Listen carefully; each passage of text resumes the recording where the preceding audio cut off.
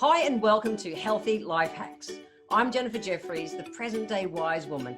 I'm a realistic naturopath coming to you from the surfing beaches of Australia. This show is for those of you who are wanting to really rock your life and rock your health and just live from a place of prevention, not waiting to get sick and tired and sucky. That's it. So let's get into today's episode. Anthony Bourdain is quoted as saying that travel isn't always pretty. It isn't always comfortable, and sometimes it hurts. It even breaks your heart, but that's okay. The journey changes you, and it should change you. It leaves a mark on your memory, on your consciousness, on your heart, and on your body. You take something with you, and hopefully you leave something good behind. In 2014, I decided to walk the Camino. The Camino it's an 800-kilometer pilgrimage that starts in the south of France. I started in a town called Saint-Jean-Pied-de-Port and go all the way across Spain, up and over mountains and everything, to Santiago de Compostela. And it's 500 miles from my North American kind of friends. But it's a long way. And I did it in 26 days. And on day 3, I got my first blister. I remember about the 2-week mark one day so vividly because I was walking. I got blood blisters. I didn't get blister blisters. I got blisters full of blood and my boots were broken in, guys, just so you know. I just burned up a lot of karma on that walk.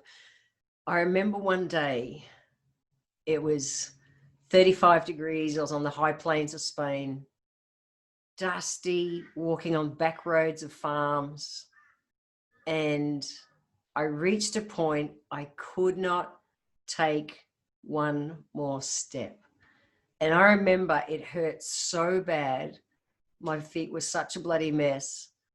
I couldn't cry. It just hurt so bad. And, God, I can feel it in my chest just thinking about it. You can't dial a taxi or dial an Uber or anything like that. You're in the middle of nowhere, like really in the middle of nowhere. I was maybe 10 Ks from the next town. And the only way to get there was going to be to walk. And I remember saying, Jen, what are you doing? Like, really, what are you doing? Anyone can walk the Camino. For me, I was just struggling to the max with it. And I understand now in retrospect why I struggled so much. And I'll talk about that in another episode. It's all about your emotional state. But I had wanted to walk the Camino for like 14 years. In the year 2000, I remember I read Shirley MacLaine's book, The Camino. And I'm the biggest Shirley MacLaine fan. And I went, I'm going to walk that. That's it. Well, it took another 14 years before I got to actually do it. But it was like, I remember the Christmas, I walked in the June of 2014. And I remember the Christmas before, I just went, it was like I got called. It was like I'd read the book all those years ago and I just went, I have to go. I have to go this year. So I bought all the right shoes. I did the prep. I broke in my boots and everything and was training for it. And it was all really, really good. And I went, but from day 3, I struggled. I had the best time of my life, but at the same time, some of the biggest pain of my life. I remember I took everything off my phone. My phone was just a phone for emergencies, but we're in the middle of some wheat field in Spain. You can't just ring anyone. I was really isolated. I took all the music, I took everything off my phone because I wanted to do the pilgrimage. I just wanted to deal with the stuff on my head and just walk, which is what I did. And met some super cool, gorgeous people along the way. But the majority of every day, I just walked on my own. And you know what? Anthony Bourdain was right. Travel isn't always pretty. And the journey really, it changes you. I didn't come home the same woman. I really didn't. Before I did the Camino, I had a really cool life and was, paying it forward kind of thinking person and all those things. But I always tended to be the kind of person who over prepared for stuff and had to get everything lined up right. So when I was 17, I joined the army. I was in the army, the Australian Army, from 17 to 20. And they were just such formative years on me and really, really, really positive. Some not as positive, in being an out gay woman in those days. But anyway, that's another story for another podcast. But I had everything so planned. I was going to average 30 Ks walking every single day, and I had it planned. And I have an amazing sense of self-discipline and work ethic just from my days in the army. Even though it's like 40 odd years ago I was in the army, it's just always stayed with me. And so that sense of discipline of me committing that I would walk 30 Ks a day no matter what, that's what did me in. My out of balance did me in. And I wouldn't listen to my body. My body's going, Jen, take a rest day. And I'm going, I have to do the Camino in this many days, even though they recommend in doing it no less than 35. And I did it in 26. Silly. That's all I want to say is silly. But it was me. I was out of balance in doing it. And that was all part of why I created the injuries in my feet. Anyway, so back to that day, I remember sitting on the side of the road. I'd abandoned my boots by that stage and I was walking in sandals. And for those of you who are hikers, yes, I had the double socks. I did everything textbook to look after my feet. I truly did. But I just had some karma to burn up. But I remember sitting on the side of the road and I took out my pocket knife and I cut my shoes to shreds so that I could keep moving. And when I eventually, oh God, I can feel it in my throat. Just it was big. It was big. And I remember it took everything in me to stand. And my feet were really sore. But I did. I stood and then I had to tap into every ounce of trust in me that I could take a step. And then I took another step. And then I took another step. And I had to just keep a step. And every step just hurt so much. It was, and I'm serious, I'm crying now talking about it. But at the time it hurt too much to cry. And hours later I made it to the town and I did take a rest day the next day. But in that moment, I reached a point where I had to just surrender. And I had struggled with the word surrender for a long time in my life because I thought it's kind of like, compromising and giving up. And it's not. It's like handing it over to something else. And I'm a very spiritual person. And I really got that, I had to just trust. And so I kept walking on the Camino. And what it did in that, oh gosh, sorry, I'm so full of emotion sharing this. It was big. It was really big. I can pose myself. Sorry, it's really, it's in my chest. But I want to talk through this because it's big. Because I know you've probably had times in your life that you've just thought, I can't go on. I can't take another step. I can't take another step. It's exactly what I was like. And I had to what I did was just surrendered. I just went, I'm just going to stay so focused. I'm not going to worry about the 10 Ks ahead. I'm just going to stay present and walk. Slower pace, obviously, but I'm just going to do it. Just concentrate on just this next step in front of me. And once I've achieved that, I'm going to do the next step in front of me. And that's how I got going again. And I was able to walk through the pain.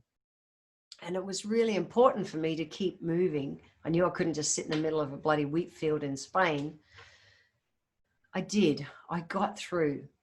And that breakdown I got to get a breakthrough was huge. And I knew there was more to life. I knew I wanted to do more with my life. And that I got that feeling with that day. That I just thought, I've had a really cool life and I've played bigger than a lot of people, but I've still really played small to what I'm capable of. And I knew I wanted to do something bigger. I've been very driven all of my life to leave the world a better place. And my focus area is with children. I just want kids to feel safe and loved. It's so deep in me.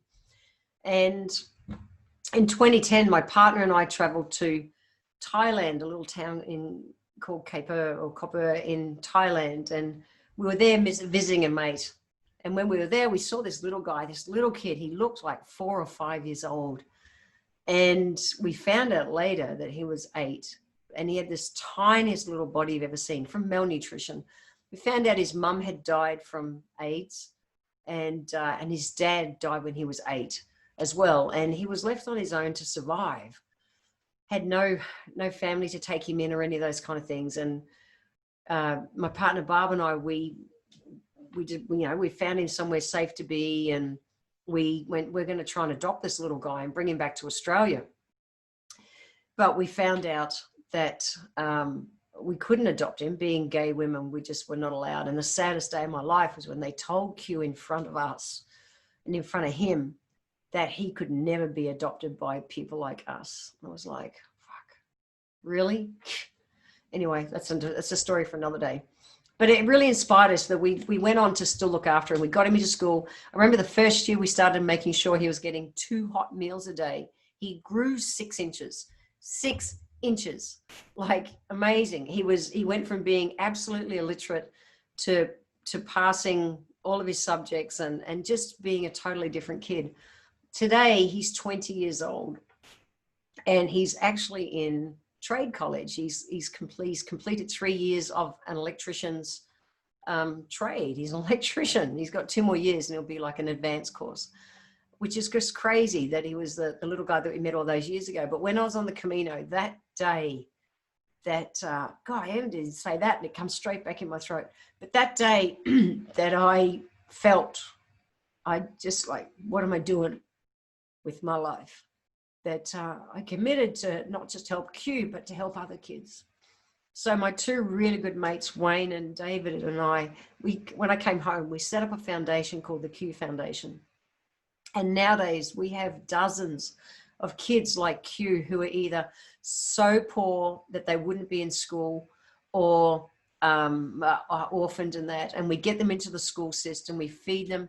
We clothe them in those school uniforms and all that stuff. We've got more than half of our kids now, which is dozens, are in higher education, as in like trade college. We're getting them real schools. We've got one girl, Kwang, who's going to graduate as a school teacher this year, and she'll go back and be a school teacher in her area. We've already had 2 girls graduate as nurses.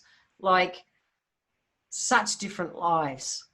It's just crazy. But I know I wouldn't have had the thought or the vibe or anything to set up that foundation and help all those kids if I hadn't had that day on the Camino when I was so broken. I just wouldn't have. And you know what? There's no crystal balls in life. I never dreamt that was going to happen. I just didn't. I was just going to walk across Spain, which I did as a fundraiser as well to help a girlfriend get a cochlear ear implant. That's another story for another day as well. What I learned was, like, I had a plan for how my Camino was going to work. Totally, I knew, day to day, I had it all written how I thought it was all going to evolve. But the reality was, it wasn't meant to. It went to shit from day 3. And then it really went to shit halfway through it. But what came out of it was the biggest gift of my life. The biggest gift of my life. And we can plan our lives as much as we want, but we have no idea moment to moment what's going to happen. Or even right now, we're in COVID lockdowns and things. We don't know what tomorrow looks like. They just keep changing the rules every single day. But it's like, we've just got to keep moving forward. And whether you are feeling stuck and in pain and immobilized, whether it's a business decision or a relationship, or where to go and travel when the world does open up, you know, what your health, when you just in overwhelm and you just think, I can't do it. You can't see the way forward. Take a breath. Take a breath and just trust. And just take one step. What's the one, and no matter how tiny, what's that one step you can do right now to just keep moving forward. That's all you need. You don't need to know what the rest of the journey is going to be like. You just need to take one step. And after you've taken that one step, you can take the next step. And then the next step. And it's 6 years ago that I walked the Camino. And so many children have been helped because of that breakdown day I had on the Camino. It's crazy. I just never knew that was going to happen. So sometimes I just know that we're going to dig deep to find that trust. But we've got to do it. Like I say, plans can go astray. And you don't know what gifts are going to be in anything that's happening in life. We just don't know at the time. So why hold yourself back? Why hold yourself back if someone is saying you can't do this or you can't do that? Why? I had no idea how to set up a foundation and help all these kids. I had no idea of the government rules and the stuff I'd have to go through, but I did it. I gave it a crack. Why? Because the kids needed it. They needed me and they needed it. And there's so much freedom on the other side of that, but we've just got to trust and then just take the next step and the next step and the next step. One of my favorite sayings that I've seen, and I see it go around the internet all the time, is, but what if I fall? But then the next line is like, oh, but darling, what if I fly? That's it. You don't know, but it's all perfect. You just don't, when you're in it, you can't see what's perfect on the other side of it. But I know now I was meant to get those blisters because I would not have gone to that emotional place if I hadn't. Number two is that Barb and I know that we were never meant to adopt Q. We weren't, because all of those kids, and I couldn't imagine not helping these kids like we have for so many years now. I would hate to think I hadn't done that in my life. So not being allowed to adopt Q totally is okay, because we've been able to help so many other kids as well as Q in the process.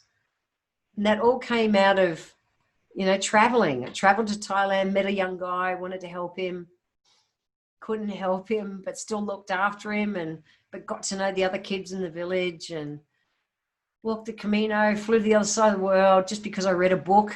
And traveling opens up our worlds, and it's not always going to be pretty, and it's not always going to go well. And some days it's going to be right friggin' painful. But what I know is that the pain will pass. No matter what you're going through in your life at the moment, the pain will pass and the memories will live forever. You will move through whatever it is, no matter how hard it is. You will move through it. Just take a breath and just take the next step.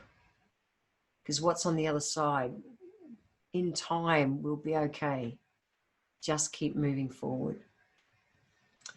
So today's healthy life hacks. So I want to leave you with 3 healthy life hacks today. The first one is, if you are in pain right now, just stop and breathe. Feel, don't suppress it. You can't suppress it, but feel it and trust and just keep moving. Like I say, one step at a time, one step at a time, one step at a time. You will move through it, and just stay open to what's possible on the other side. You don't need to know what it looks like yet. You just don't know, whether it is work or relationships or your health or whatever, but just keep moving, guys. That's healthy life hack number 1. Healthy life hack number 2 is to say yes to something you've been holding back from. What is it? What have you not said yes to because you're scared of falling? Remember? Yeah, you might fall, but guess what? What if you fly? Just the next time, I live a life, I'm going to talk into it in another podcast, but I live a life of yes. Someone, like one of my great mates, he's also my assistant, Shane, he said to me, Jen, so surfing? And I went, yes, let's learn to surf. I am so addicted to surfing. But if I'd done what if I fall? What if I get dumped by waves, which I do every session, by the way. But the joy I have in surfing is mind-blowing. Why shouldn't someone take up surfing at 55? I sure as hell did. But that's it. But you've got to remember to just breathe and say yes. What have you been holding yourself back from? What is it? Take a breath, move forward. And then the last one is to hit the road and travel. And for sure, we are in COVID lockdown right now. It is August 2020. If you're listening to this podcast in the future, what a crack up this year has been. I usually travel 6 to 9 months a year, and I can't. The border's locked. I can't leave Queensland. What am I doing? I'm just going with it. But I'm still letting my brain dream. I'm doing day trips and little trips. So that's it. I really encourage you to get out, because the adventures of meeting people, let yourself get lost. Don't always have a plan. Chuck the plan. After that time in the Camino, I don't travel with plans or anything anymore. And I have so much more fun. That's your 3 healthy life hacks today. I really hope that you've had value from this. Remember, you can grab the show notes if you go to my website. If you go to healthylifehacks.com.au, you'll be able to download the show notes. So go and check them out there. I want to thank you for being here today. If you enjoyed this episode, feel free to share it with your friends, and scroll down to the comment section, guys. It's below the description of the video, because click into the line that says add a public comment, add your comment, click the comment box, and every month I draw one lucky person who leaves a comment down below to have a free 1-hour consultation with me. Also, be sure to subscribe to the show and like it, so that you're always catching that next episode. If you'd like to receive a free copy of my Feed Your Body ebook, simply click the link in the comments below, join my newsletter, and you will get the free ebook sent to you nice and easy. So I welcome your emails. You can write to me at podcast@healthylifehacks.com.au. Until next time, guys, remember that when it comes to life, live it, love it, and get on with it.